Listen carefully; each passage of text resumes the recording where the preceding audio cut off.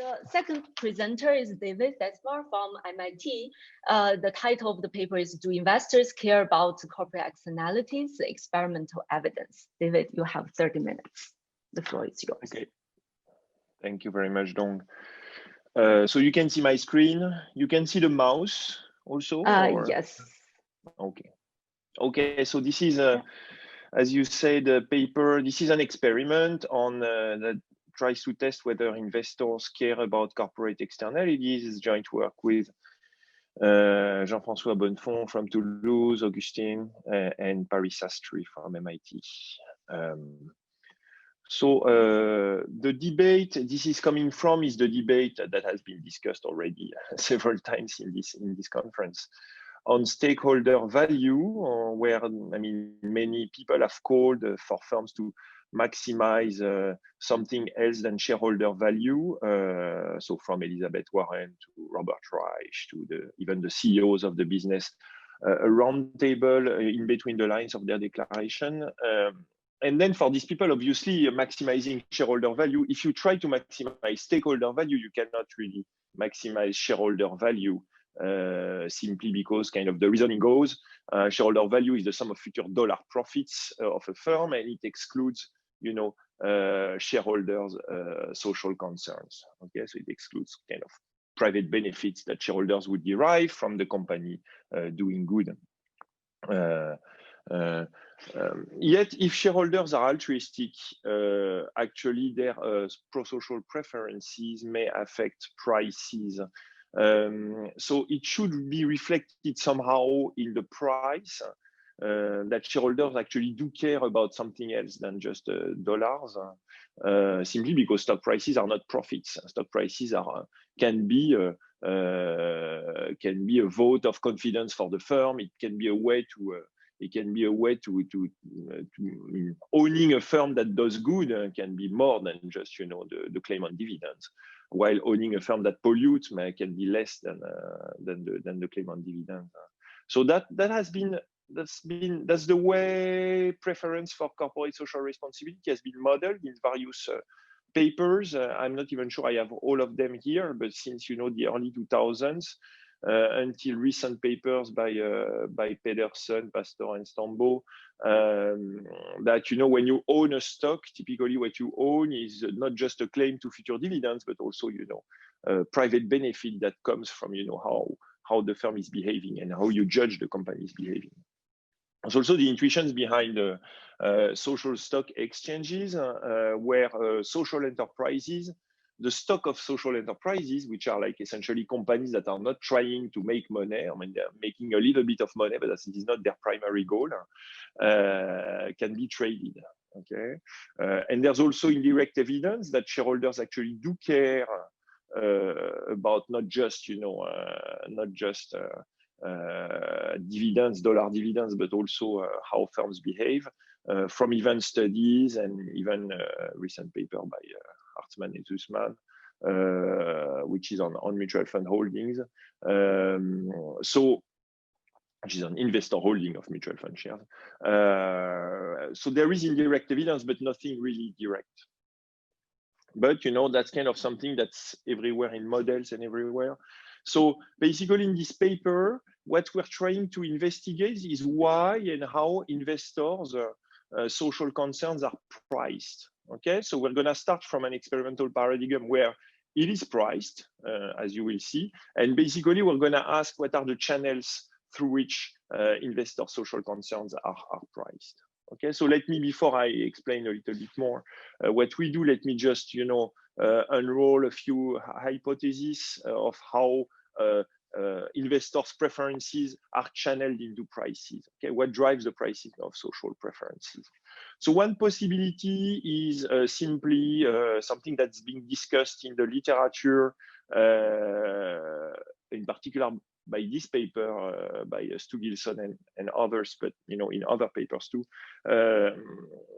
which is impact investing or value alignment. So impact investing is very much along the line of the paper that Augustin presented yesterday, where basically by owning a firm, by conditioning your investment in a firm onto this firm's good behavior. I mean, that's what you want to achieve basically by investing in some firm. So firm is polluting, and you're gonna tell the firm, okay, if you pollute less, I'm gonna give you money, or I'm giving you money under the condition that you end up polluting less. So that's kind of impact investing. So you buy the stock of the firm to change it.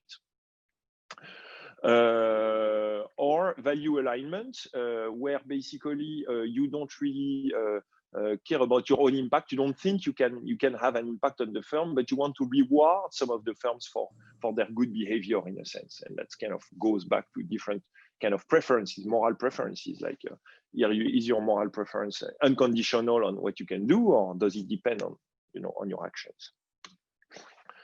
Another discussion that is often made is simply, I mean, going back to the Friedman 1974 New York Times op-ed, is the idea simply that pro-social investors may price pro-social preferences because these are not the pro-social preferences of these are not really the preferences of the end investors, but really of the mutual fund managers that are investing other people's money. So it's about doing good with other people's money. So it's just, the price of high ESG rating firms is simply high because asset managers want to feel good about themselves. Another channel that we can also discuss is the Hart and Zingales argument about the limitation to Friedman's argument, which is that Friedman says essentially, if I own a stock of a company that donates money to schools in Africa, I don't really care about that because I can donate money to schools in Africa myself.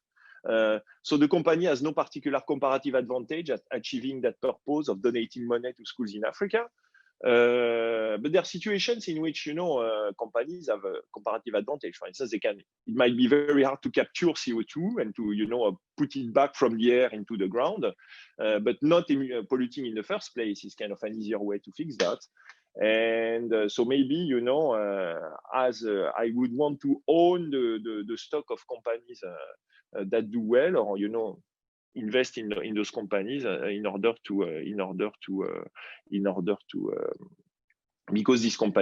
because companies have a comparative advantage at implementing the first best that I want. And then also your channel that matters is also the clarity of firms' pro-social behavior. And in a sense, that relates to the debate on greenwashing, CO2 offset programs. So greenwashing is really like, we don't really know whether the company is actually doing good or not. And the offset program is more like, the company at the same time emits CO2, but at the same time it buys carbon credit in order to, basically have an impact, a negative impact on CO2 emissions, and it's kind of its own moral attitude is unclear. And so does it affect, investors' pricing of pro-social preferences? Okay, so basically testing this hypothesis is hard in the field.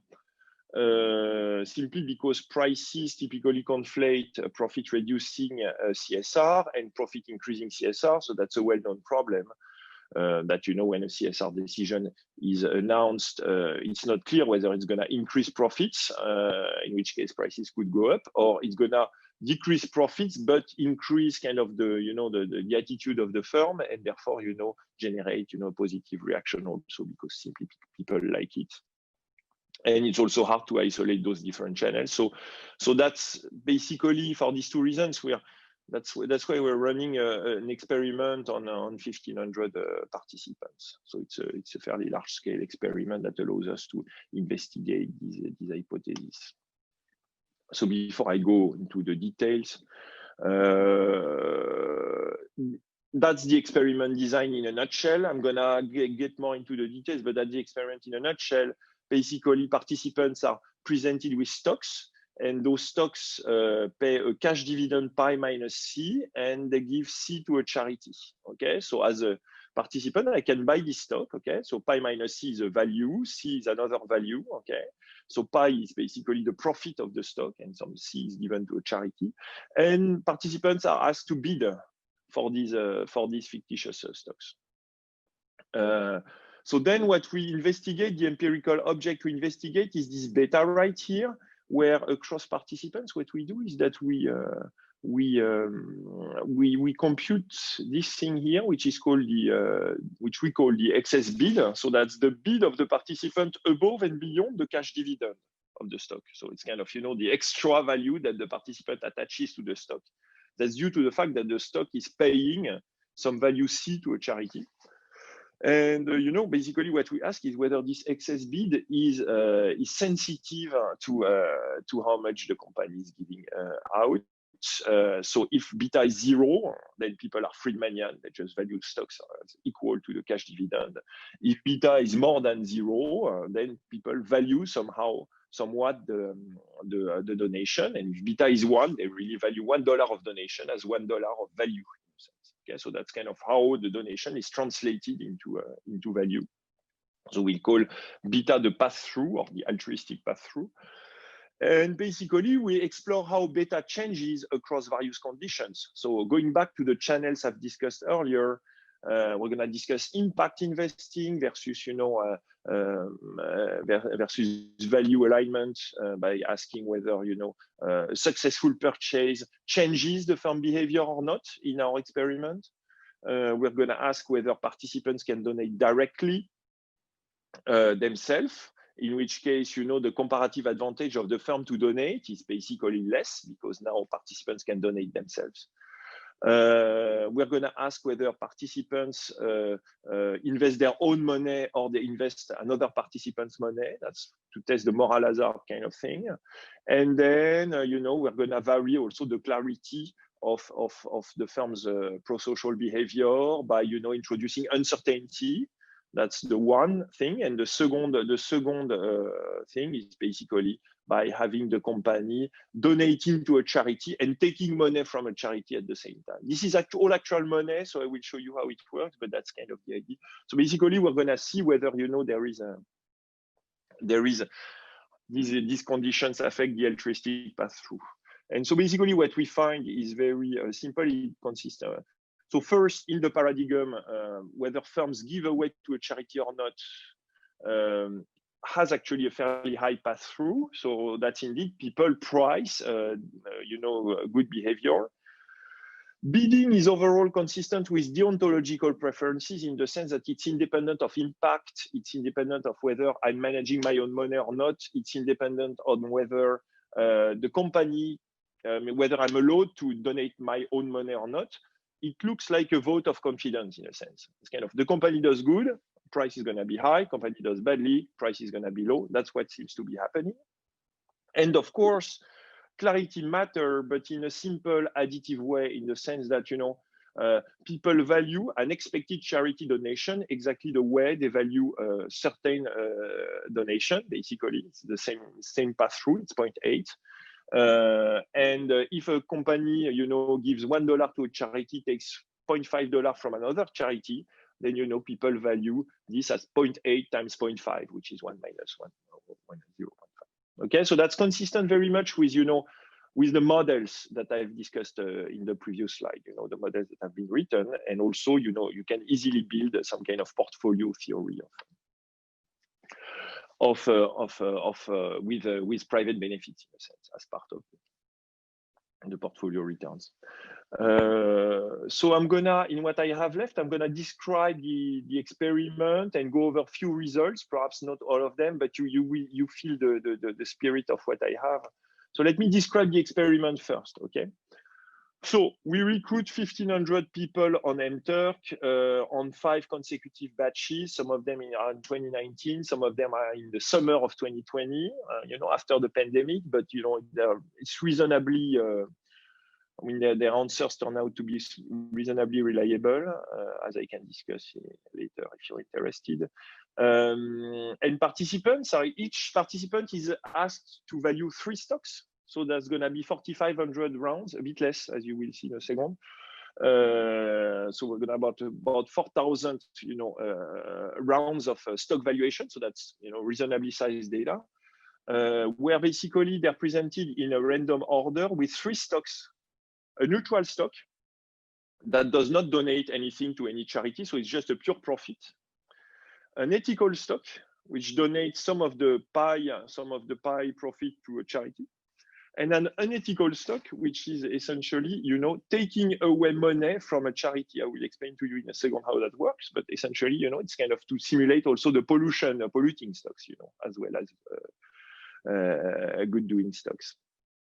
And valuation is measured through a standard bidding mechanism in the experimental literature, whereby basically it's an auction, it's a second price auction with a machine. So the participant bids B, the machine draws a random, you know, price, and if the participants wins the auction against the machine, so if the participant bids more than the random machine, the participant pays the price, the random price to own the stock, and then, you know, upon owning the stock, the participant gets pie, and C may or may not be given to a charity.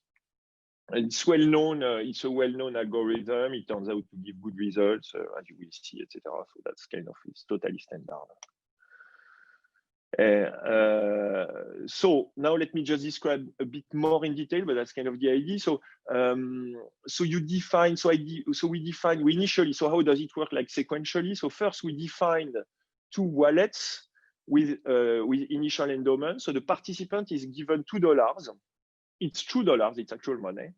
So the participant is given $2 of money, and the charity is given $1. Why do we have a charity wallet? It's to implement the pollution thing. So basically, whenever the company is going to be an unethical company, money is going to be taken from the charity wallet. So that's money that we as experimenter pledge to give to the, you know, to the charity, but you know that money is going to decrease if upon the appearance of the unethical company. And participants, so it depends on the conditions. It turns out to not matter, but there are 6 charities that kind of span the space of causes, from children to food to development, etc. That in some conditions the participant can pick, in some other conditions it's just randomly chosen. It turns out to not matter actually, not that much. We then provide, before they actually start doing the thing, we provide them with a simple example of BDM bidding. So Jean-François, who's the psychologist of the group, was very afraid that people would not get it. And so basically we describe how that works, you know, in an example with a step-by-step explanation of the effect on both wallets. And then something that we believe is very important and we are very happy with, a very good, I don't know that it's an innovation, but at least it's something that that gives us a lot of confidence in our results, is that we have a practice quiz. So the practice quiz makes sure that all consequences are understood. So before we actually went to the practice quiz, we actually ran a first live test in the lab. So Jean-François sat with physical participants and could see that, you know, whether they were struggling and where they were struggling. Then we ran a pilot survey to make sure that, you know, people understood the thing. So it was not really an experiment. It was just checking that people understand what happens, you know, sequentially. And then basically we set up that practice quiz that we embed in the experiment, where there are like 2 examples where people are presented with one ethical and one unethical firm, and then, you know, they have a successful bid, a failed bid, and we ask them to forecast what will be the impact of these bids on both wallets. And they cannot proceed unless they ace the quiz, and they have 3 attempts max. Okay, so we're sure that the people that, you know, the data that we have is from people that understand the consequences of their choices. They really do understand. Yeah, that's it. Okay, so they really do understand. So then we have 4. So then we proceed to the actual experiment if you pass the quiz. So there are 3 bids, as I said, because there are like 3 companies that are presented in random order. It turns out that the order doesn't matter that much, but it's just to control for priming, for the sequence, you know, that might matter. And profits are drawn randomly. Charity donations are drawn randomly, you know, from $0.5 to $1 for profits, from $0.1 to $0.5 for charity donations. It's drawn at random. And then we recap the final amounts on both wallets. Okay, so that's the idea. So then, of course, we have the various conditions that we need in order to test our various channels. So besides the baseline, we've got the one with impact. So the one with impact is very simple. It's basically about saying, okay, the charity wallet will be affected if and only if the bid goes through. Okay, so if I manage to buy the company, then the charity is going to get money. If I don't manage to buy the company, then the charity is not going to get money. Okay, so that's kind of the impact condition. And the baseline condition doesn't have that. In the baseline condition, whether I buy the company or not upon my bid, it doesn't change, you know, it doesn't change anything as to whether the company receives something or not. So it's kind of what we call the impact versus, you know, value alignment kind of condition, basically. And where one condition, you know, whether I buy the firm or not doesn't matter. On the other, it actually affects, you know, whether the company, the charity receives money or not, or is taken money from or not. So that's the impact one. Then we just allow people to donate directly at the end, and we warn them in advance of that possibility in kind of the comparative advantage condition, where basically so in the baseline condition, they're not allowed to donate. So maybe that's why, you know, they kind of, you know, they may tend to overbid for firms simply because, you know, that's kind of the only way to donate in a sense. So we allow people to donate directly at the end. There's the moral hazard condition where basically we implement some kind of delegation game where they're told that people that they're not managing their own money but the money of another participants in the list, and they are actually, because it turns out that the wallet that they have at the end of the game is given to, you know, the next participant on the list. So it's really they're really managing someone else's money. We make sure in the quiz that they understand that it's not their own money, but the money of someone else, you know. So they really understand. So in the quiz, we're sure that they understand. Otherwise, they don't pass the quiz, they don't participate. And then we implement, you know, the random donation, you know. So there's a toss of a coin, and, you know, the charity may receive $0 or $0.50. And same for the ambiguity condition, where basically at the same time the company implements a positive and the negative donation. You know, so that's kind of, you know, so we have those different things, and we end up with 4,100 rounds of bidding. What are the results? So I have how many? How many minutes do I have? I can't hear you. Okay, I can't hear you. That's sorry, okay. 9 minutes. Sorry. Yeah. 9 minutes? Yeah. That's great. 8:30. Okay. So first, what the paradigm in general, like kind of the experimental paradigm in general, kind of achieves sort of the baseline fact that we care about, which is that, you know, donation, like non-direct dollars, are actually priced in those bids. So essentially, so that's kind of the key thing. So we run that regression, which is on the cross-section of our results, of our experimental results. On the left-hand side here, you have what we call the excess bid, which is the bid minus the selfish dividend, or the dollar dividend that the stock is paying. Okay, so the spread, so sort of, you know, the excess bid in excess to the dividend on how much the stock is donating. Okay, and basically the sensitivity here is the pass-through, and that's the result here. The graph here that you're seeing is just the result of that regression. Okay, so it's the average excess bid per charity donation. Remember, charity donation is discrete. Okay, it goes from minus 0.5 to plus 0.5. So it's fairly linear, and you know, the constant is almost 0. I think it's fine to consider that it's 0. And beta is 0.8. So essentially, each dollar of charity donation gives rise to an increase in the price by 80 cents.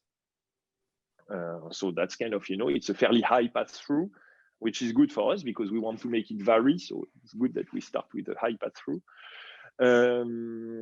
And interestingly, it's symmetrical, completely symmetrical. So if a company donates $50 to a charity, the price is going to be 0.8 times 0.5 higher.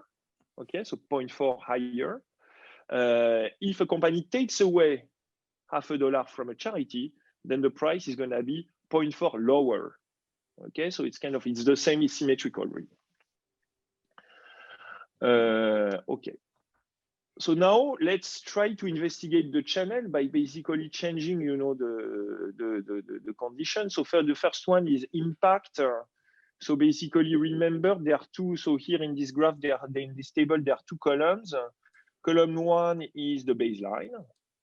Okay, so it's the base. It's not all of the data that I showed you before. So it's just, it's just the corresponding baseline here. So you have indeed that every dollar of charity value generates an excess bid that is $0.8 dollars higher. Okay, so that's column one. And then in column two, what you have is the corresponding conditions. So where people were subject to the same, with the same people in the same experiment, the same batch, where people are now told, and we check that they understand, that the charity only receives money whenever the bid succeeds. Okay, if the bid fails, charity doesn't get money. Or if the bid fails, charity is not taken money from when the C is negative. And here we see exactly the same path through. Okay, the test, the p-value of the different tests is very large. So essentially, what we're seeing here is that it doesn't matter at all whether the charity is actually going to get the donation or not. If my bid is successful or not, I really want to basically reward firms for good behavior in a sense, and that goes in favor of kind of the value alignment view of ESG investing over the impact investing view in this particular setting, at least. Remember, we quiz participants to make sure that they understand the difference. That is kind of, that they're pivotal in the second experiment. Okay, then we test comparative advantage. So here we're comparing two conditions. One condition, it's actually slightly different from that, but that's fine for presentation. So here there are two different conditions. So condition one is where is the baseline, and condition two, so the second column, is a situation where people can actually donate themselves. Okay, so they can donate money. So whenever they can donate money, actually, so if we believe that, whenever the comparative advantage of companies to actually do good disappears, the excess price of good doing companies should go down. We don't find that at all in the data. Okay, so here the sensitivity is the same.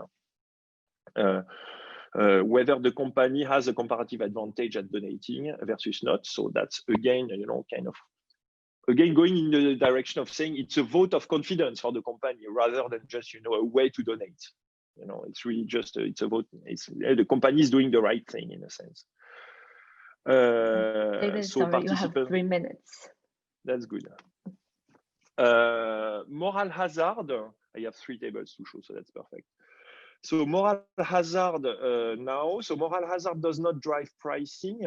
So here I'm comparing the two conditions. So the conditions where people manage other people's money and the condition where people manage their own money.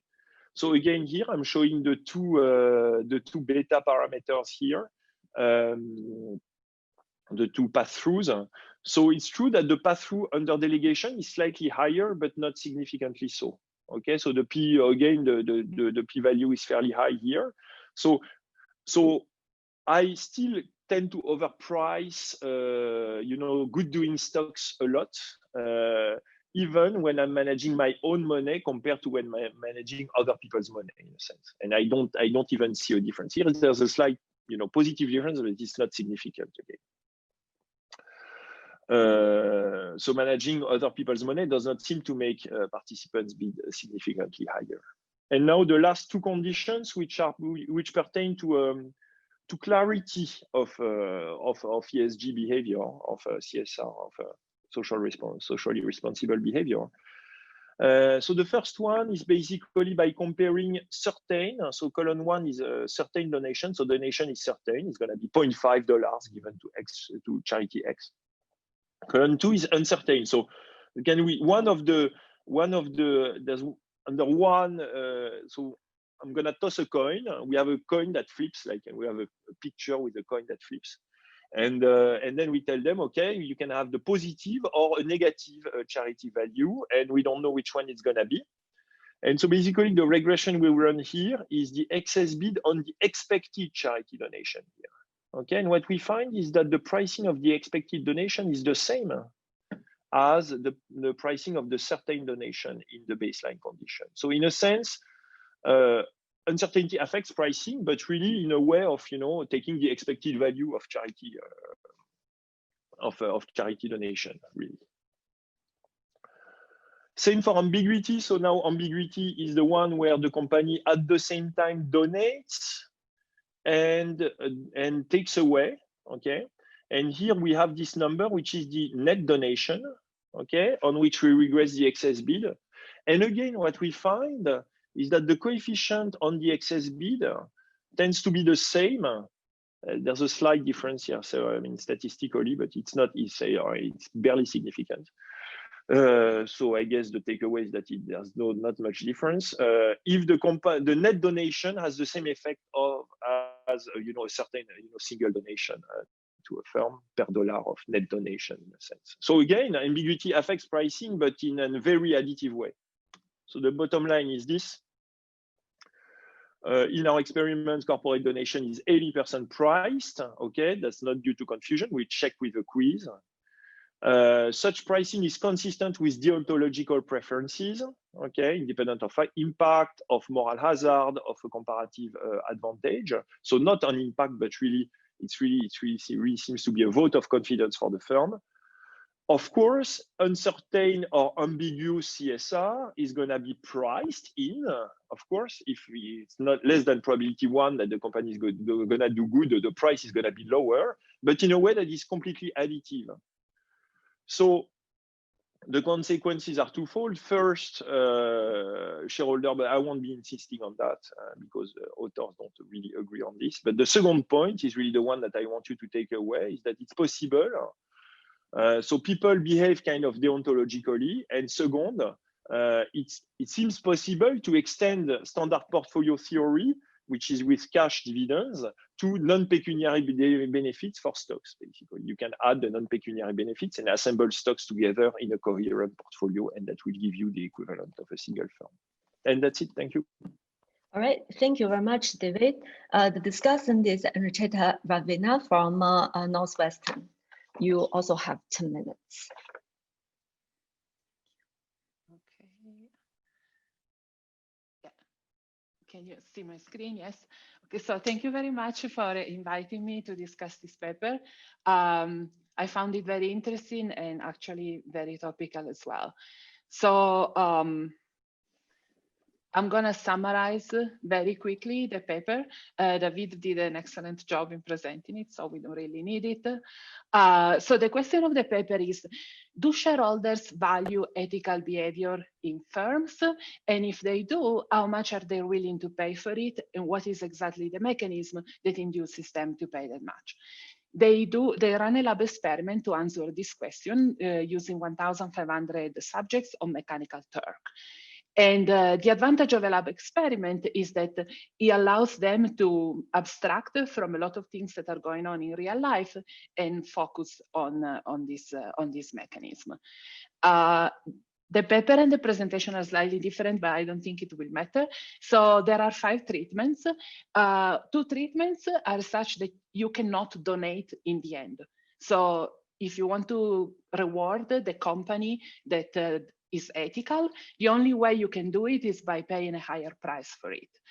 And you can do it either in a baseline setting in which the company will receive some donation, regardless of whether you end up buying the stock or not, or you can do it in a setting in which you are quote unquote pivotal, meaning like, maybe pivotal is not the right term. It's a setting in which the charity is given to the company only if you actually buy the stock. So there are a lot of people, and maybe you are atomistic, but you do your small part in giving money to this company. And then there is a donation setting in which, in addition to paying more or less for an ethical company, at the end of the experiment, out of your profits, you can also take part of it and give it to the company. So what they find is that subjects are willing to pay about 80 cents for every dollar that is donated to charity. And this effect is linear, meaning, you know, it doesn't matter if you double the amount, you double the willingness to pay. And it's also symmetric. It's the same type of relationship when we talk about unethical firms that take away from charity. One other thing that it's interesting is that being pivotal or investing on behalf of others doesn't change the valuation. And finally, the possibility of donating to the charity at the end doesn't seem to affect the behavior and the pricing as well. And this, I thought, is a little bit in line with the Milton Friedman idea of, you know, we would really like firms to maximize their profits because as shareholders, we could always take part of those profits and give it to a firm. And here, the subjects don't seem to think that way.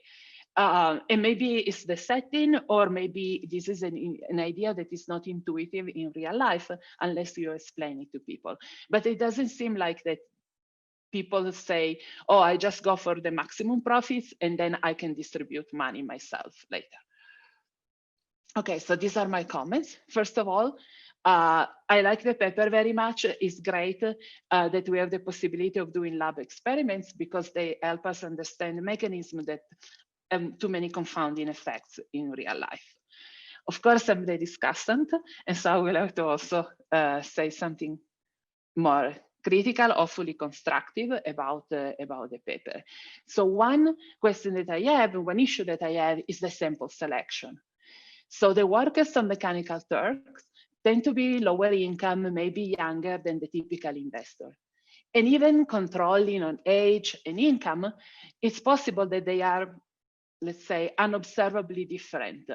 They might have different preferences. There are a lot of papers that say that studying economics makes people less charitable, more greedy, more likely to want to free ride. Even just priming them for their profession, like in the finance sector, makes them less compassionate. So one question that it would be interesting to address, and maybe the authors know, I think they know who invests in the stock market and who doesn't. Maybe they know the occupation. It would be interesting to see if you are primed or if you are in finance or economics. Are you more profit-oriented and are you less, quote unquote, deontological in the way you address these companies? Another thing is the stake.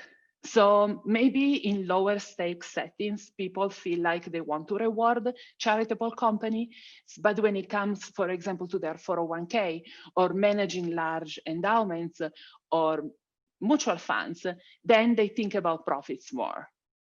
So this is one critique that is always true in experiments, and maybe if you have time and if you have the resources, you could see if increasing the stakes generates a different type of behavior, or there is still the same effect. Finally, for this page at least, I have a question also about the way the quiz is set up. So the authors should be commended because they make really every effort possible to make sure that their subjects understand what they are doing. They check and they exclude those that don't. And one thing that I wonder is whether the way the quiz is set up might create an anchor or a misunderstanding in the experiment. So if you look at the quiz, the ethical company has a profit of 1.5 and gives to charity 0.4. So that at the end of the day, you as an investor end up with 1.1. The unethical company gives is a much lower profit, 0.7, takes away from the charity 0.4, so you end up with 1.1. And I wonder if this, and maybe my reading of the paper, but I wonder if this leaves people with the impression that charitable companies are also companies that have higher profits, that all else equal, you know, you end up more or less with the same amount, 1.1. So you might as well give to charity then. And this is a possibility. Finally, statistical power. The authors don't find that a lot of the treatments are significant, delegating, for example, having an impact, direct impact on how much money the charity receives. And I wonder if that is due. Economically, the two coefficients are slightly different. Maybe even if you look out of a dollar, they are maybe significantly different, but they are not statistically different. And I wonder if, you know, there is a way to add more subjects to each of the arms and see if we can separate those. Maybe we cannot. Possible extension. So I think one thing that it would be interesting to see is since the demographics for these people are available, is to understand how the distribution of the preferences relates to the demographics. Is it true that millennials, for example, are more likely to give to this type of company? Like, you know, it's at least the word on the street that that's the case. Democrats, women, are there any differences, and are these preferences measured in the lab, line up, or tell us something different than what we think goes on in reality? Then what happens when we put these people in context? And so I think an interesting extension would be to see, what if I have to pick what if I have to decide whether I want to give money to a tobacco company that also does a lot of charity? You know, they do greenwashing. How do they react? Is the $1 of charity worth the same, or is it less? Do they really care about giving to charity, or are they rewarding the company and their business per se? And what happens when, you know, it's more difficult to understand how much of the money that you give, quote unquote, to the company by purchasing the stock actually goes to CSR. And here, I think the authors, with the clarity of like treatment, are already going in that direction. Finally, I think it would be interesting to see what happens when other people can observe your actions. So, or whether you can sort of signal you being good for, you know, to others. Would you be willing to pay more or less? Would it matter across the different settings? And one thing that I thought it was interesting is also that it doesn't seem to matter what type of charity you are donating to. So, which is maybe it's real, maybe it's just the donation itself, but it seems counterintuitive. Maybe some people care about the environment, but really don't care about children or something else. And so it seems that they should sort of be more likely to give to certain causes than other. And maybe the correlation between these preferences, the demographics, will tell us something as well. Like the charity that you got, depending on your demographics, were you more or less willing to give? Cheta, you have 1 minute. Okay, perfect. So this is basically the last slide. One question I think that is results, you know, at least may come to my mind, is that so now that we know and we have this measurement and these results, either qualitative or quantitative, what can a company do then to maximize share price? What should you tell people? What should you do? Is it worth it to give to charity? And one other thing related to this, it seems that the preference for corporate social responsibility are very strong in the lab. Maybe, well, it's difficult, like the author points out, to really pinpoint this mechanism in real market, but they seem quite strong. And I wonder why. What are the features that in real life so dampen this effect? Maybe we don't trust that the companies are giving to charity. Maybe we don't realize or is not the most salient thing that they do. What else is going on? Other comments we can talk about later. So to conclude, this is a very important and interesting questions. How do investors value CSR? And the authors designed a very clever experiment and found interesting result. It's definitely a paper worth reading, and I look forward to read the next version. Thanks a lot. All right, thank you very much. David, would you like to respond to the discussion?